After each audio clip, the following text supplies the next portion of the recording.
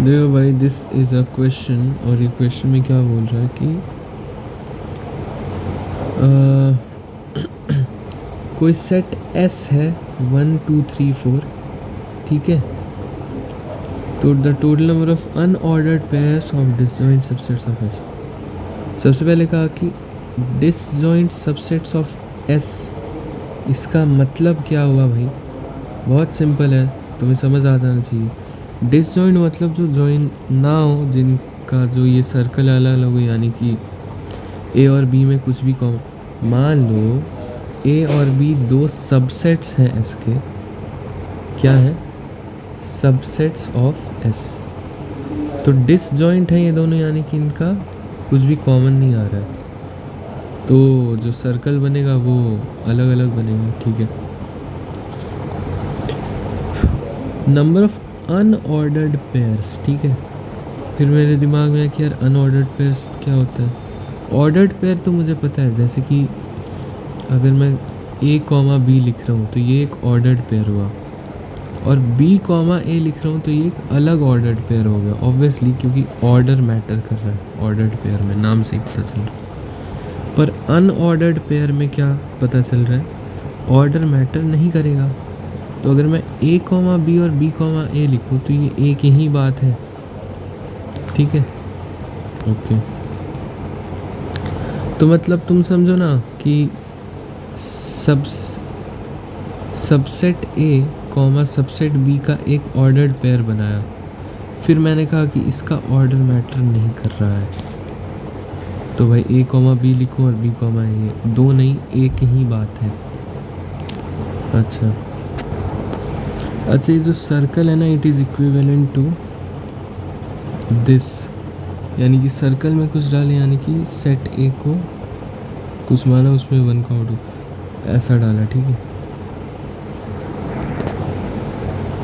अब चलो, जैसे मैंने सेट में ना ए में 1 2 3 डाला, तो बी में 2 नहीं डाल सकते, 3 1 कुछ नहीं डाल सकते हैं ना, सिर्फ 4 डाल सकते हैं। क्या डाल सकते हैं? ओनली 4। अच्छा,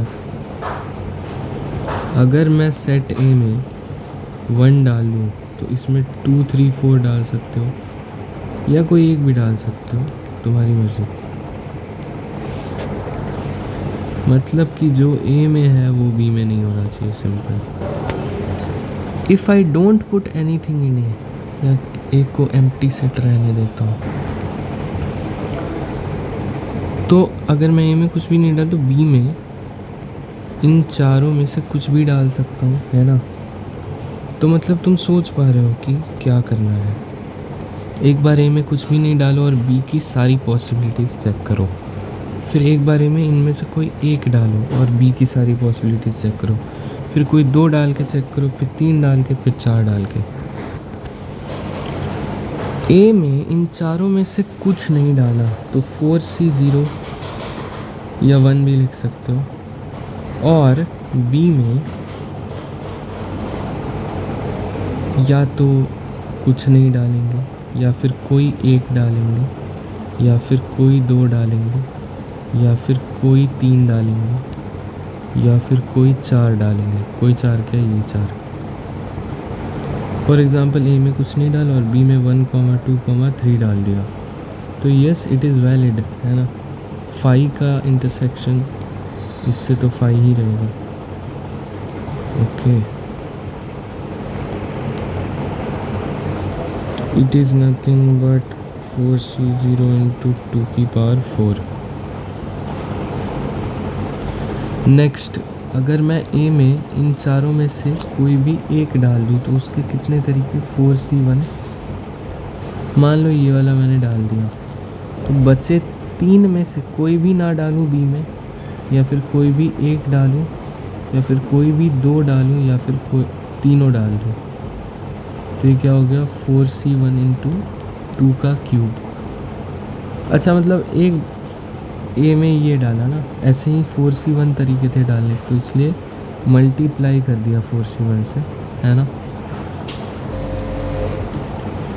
तो ऐसे ही ये पांचों केसेस मैंने लिख दिए, और लास्ट में क्या कि ए में चारों डाल दो, तो बी में डालने के लिए कुछ बचा ही नहीं। चलो बढ़िया है। पर ना जैसे मैंने तुम्हें कहा था कि ए कॉमा बी अगर ले रहे हैं एक, तो बी कॉमा ए फिर से नहीं लेना होगा, है ना। ऑर्डर्ड पेयर होता तो लेते, अभी नहीं लेना होगा, अभी दोनों एक ही बात है। अब जैसे पहला केस उठाओ, ठीक है, जिसमें ए में मैंने कुछ नहीं डाला, ठीक है। तो अभी के लिए अच्छा एक और चीज़, जैसे कि तुम्हें दिख रहा होगा इसमें, जैसे मैंने ए कॉमा बी लिया तो बी कॉमा ए भी अपने आप काउंट हो गया, है ना। पर अगर ये सिमेट्रिक हो जाए तब तो काउंट नहीं हुआ होगा, तो एक बार के लिए एसिमेट्रिक वाले सबको।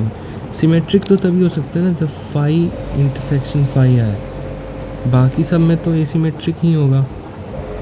तो एक बार के लिए इन दोनों को छोड़ो, ए में कुछ नहीं डाला, बी में कोई एक डाला, ठीक है। मान लो बी में हमने 1 डाल दिया, क्या डाल दिया, 1, ठीक है भाई। तो 5, 1 एक हो गया। तो अब हम 1, 5 को अलग केस नहीं कंसिडर करेंगे, पर एज यू कैन सी कि 1, 5 दूसरे में काउंट हो चुका है एक बार। ए में कुछ एक डाला और बी में कुछ नहीं डाला, है ना। तो इसका मतलब कि सारे एसिमेट्रिक केसेस 2 बार काउंट हो चुके हैं।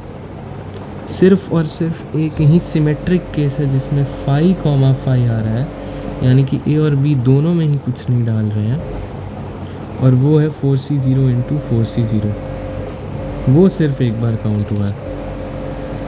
तो मैं ऐसा भी तो नहीं कर सकता कि इन सब का सम करके डिवाइड कर दूँ 2 से, क्योंकि भाई सारे केसेस 2 बार काउंट हुए हैं एक्सेप्ट दिस, ठीक है। तो या तो इस 4C0 into 4C0 which is actually 1, इसको एक बार और ऐड कर दूँ। What I mean is in सब को ऐड किया तो कितना आया, इन सब को ऐड किया तो 4C0 2 की power 4 plus 4C1 2 cube plus 4C2 2 square plus 4C3 2 की पावर 1 प्लस 4C4, है ना, ये आया। तो मैं कह रहा हूँ कि ये एक केस है ना जो सिंगल टाइम्स आ रहा है, तो इसमें एक बार और ये ऐड कर दिया जाए, यानी कि 4C0 इंटू 4C0 एक बार और ऐड कर दो, तो दिस इज़ नथिंग बट 1। अब डिवाइड कर दो 2 से, एक तो ये हो सकता है।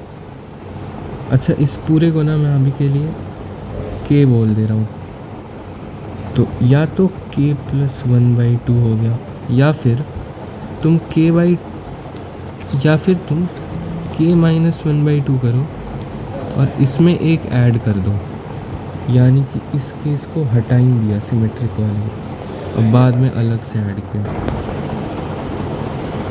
Now if you can observe ये क्या लिखा हुआ है, दिस इज़ बहुत देखा देखा लग रहा है कि भाई ये तो 4C0 है ना। अब 1 की पावर 0 2 की पावर 4 प्लस 4C1 1 की पावर 1 2 क्यूब, ये चीज़